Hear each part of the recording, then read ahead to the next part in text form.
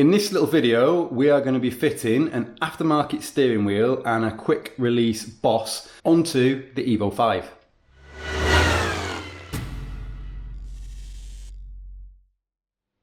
So those of you who have seen my other videos may have spotted that I did do a video where I fitted quick release Boss onto the car and mucked about with the horn wiring and things like that. And yes, I have technically done this before, but last time I did it, the aftermarket steering wheel was already on the car and it was just me swapping it out to a new aftermarket steering wheel. Whereas recently I've taken the car for its besikning inspection, its MOT test here in Sweden. So I had to put the original steering wheel back on with the airbag, and now I can basically remove that and put the old kit back on. So I thought might be cool to kind of do it properly. So this is all our kit here laid out. I'll put up the parts for all the things in the video. We've got our Sparco steering wheel here. I've had this steering wheel, my mum bought me this steering wheel, and the last thing she bought me for years, and it's been on lots of my favourite cars. And I don't know, I think in a car you should, like with everything in life,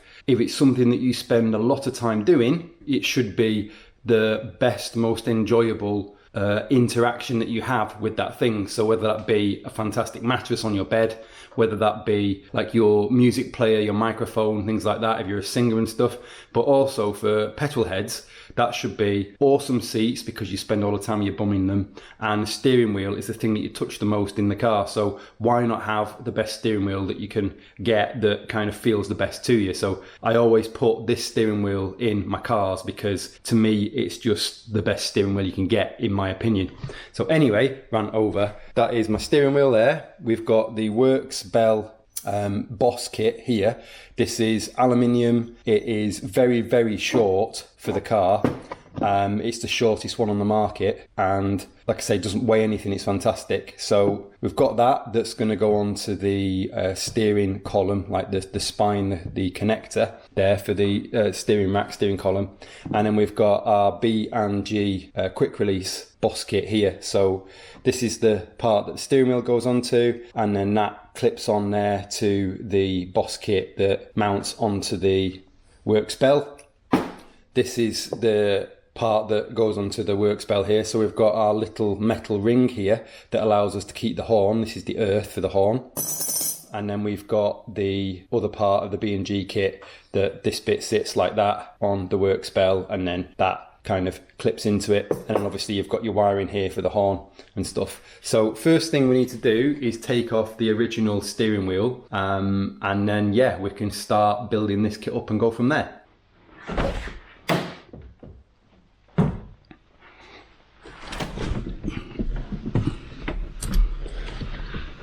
So here is our awesome original Momo Mitsubishi wheel with our little horn buttons here.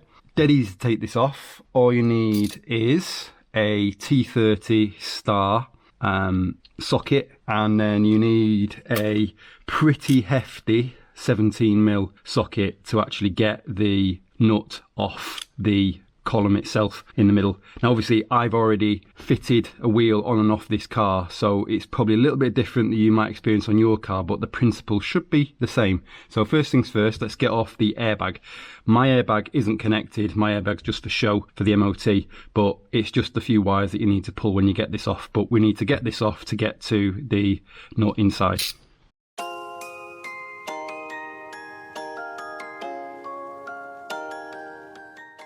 Okay, so that's our airbag off, and you can see there where the two bolts connect it to the steering wheel itself, and then this is where the original connector would be here that you just need to pull the wires from. So that's that bit done. Okay, so with the airbag off, we are now left with the horn controls. You can see here, obviously mine will be different to yours because mine's had an aftermarket steering wheel on already. So mine's just got a spade connector here to connect up the horn pieces itself. The original steering wheel is earthed onto the metal of the steering wheel, which you can see here, and that's how it works essentially. One thing I would say is that the spine on here, that is a tooth sort of spine that connects to the steering column, on the Evo, I'm sure the cars do this too, but on a lot of cars I've had, I've not seen this. There is no kind of groove or area that tells you what the top dead center is. So you've got to make sure that the steering wheel is straight, and you've got to make sure that you mark up somehow what straight is, because you'll find that when you take the nut off and you take the steering wheel off, in doing that you're obviously going to turn the wheel because it requires a lot of force, but also when you come to put your new wheel on, you're going to kind of put it on what you think is straight, then you're going to drive the car and the steering wheel is going to be at an angle like this, and then you've got to keep adjusting it, which is what I found. So what I've done is I've already, when I've took this off, I've already marked up with black paint on the spine itself and on my new Boss what the center is, so I know I can line it up perfectly every time. But it's a bit of trial and error possibly to start with. Anyone got any better tips on how to do that, let me know, but that's kind of what I've done, a little bit of trial and error, and then marked it up with paint. So let's get this off now, and for all you need for that is you just need your 17mm socket, and it's great that. And what you're going to have to do is you're going to have to hold on to the steering wheel while you do this, and you need something that's going to allow you to put a lot of torque on, because that nut is supposed to be tight. So we need to get a lot of force on it, which is going to turn the wheel. So you need one arm for turning and you need the other arm for holding the wheel. So let's do that. So now you've got the nut off, it's just a case of being careful not to smack yourself in the face with the steering wheel, just a case of jiggling it and wiggling it to release it from the spindle, the spine.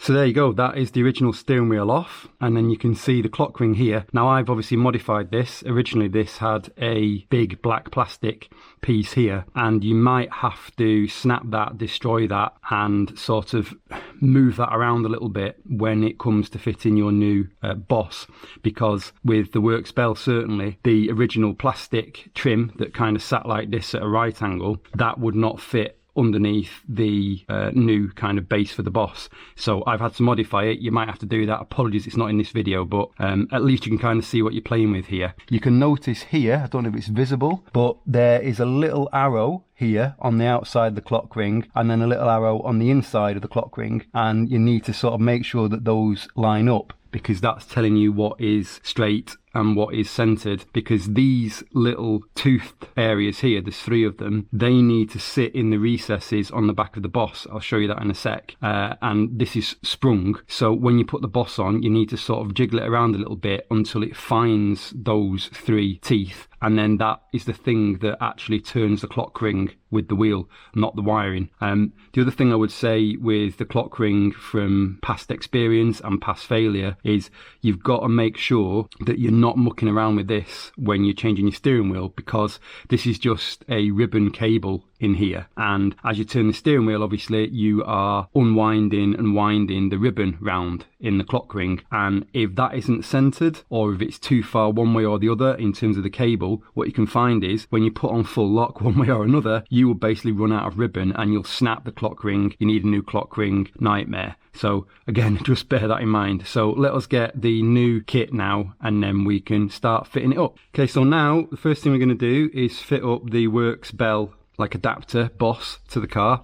So these are the holes here that correspond to the teeth on the inside of the clock ring. You can see here that this is sprung, so you've got to be careful that you don't just put this on and push those backwards, and then you're not actually using the teeth to turn the clock ring. You end up using the wire, which isn't good. So I need to make sure that the arrows are still lined up, which they are, and it's a case of just doing this by feel. You'll feel when you get it on. I'll show you what I mean, but you can see where I've marked up with the paint here and the paint here to get this straight, so I know what straight is. So that is straight there, we can see, because the paint lines up. If you put this on wrong and get the teeth on wrong, you'll notice that the spring pushes it back off, but when you get it on right, it doesn't get pushed off. So you now know that the teeth are engaged with the back of the Boss. So now we've got that sorted, we can put our nut on and our crush washer on, and then we can get on to building up the rest of the kit. Okay, what we're going to do now is we're going to just temporarily fit the steering wheel onto the car. Obviously, if you don't want a quick release Boss, you'll need to just fit the steering wheel on to this now and you are done. But we're going to put the steering wheel on so we've got something to hold while we tighten it. And you need to tighten this nut here. Most cars are about the same. It's about 37 pounds-foot, which is about 50 Newton meters. So that's what we need to tighten it to, because you don't want your steering wheel coming off while you're driving. So do that, and then we'll take the steering wheel off, and then we can start putting the rest of the Boss kit on.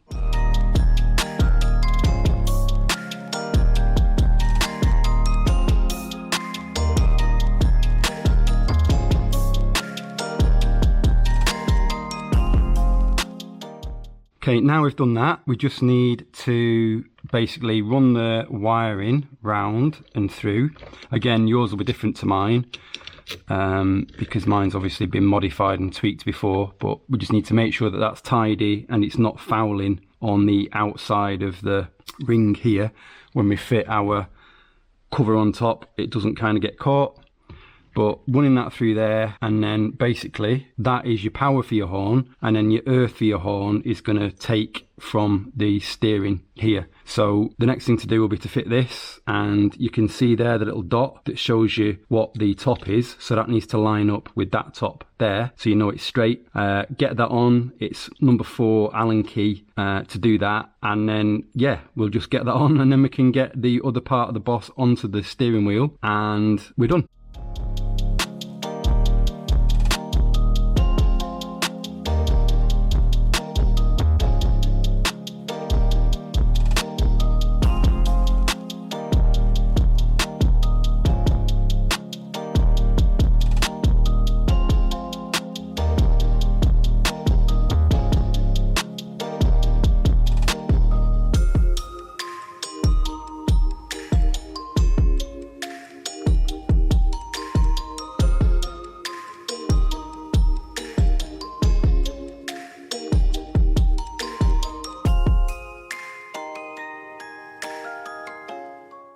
Okay, now we've built it all up and we're all happy with it, we can just get the Boss, quick release Boss off, tighten up the Allen bolts that connect the quick release to the works bell, and then get our little rubber piece on, and yeah, that is it, as I said before. So to release the steering wheel, if you can see there, hopefully this comes across okay, you've got a little button that you press in there, so you press in the button and you pull the black metal part towards you and steering wheel off.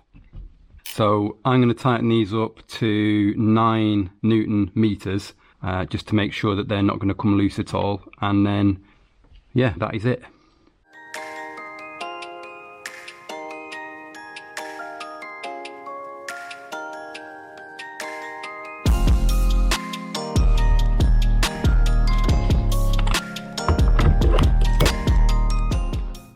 And there we go. So second time is a charm doing this video, I hope. Hopefully that's much more informative and much better kind of description and explanation of how to swap out your steering wheel.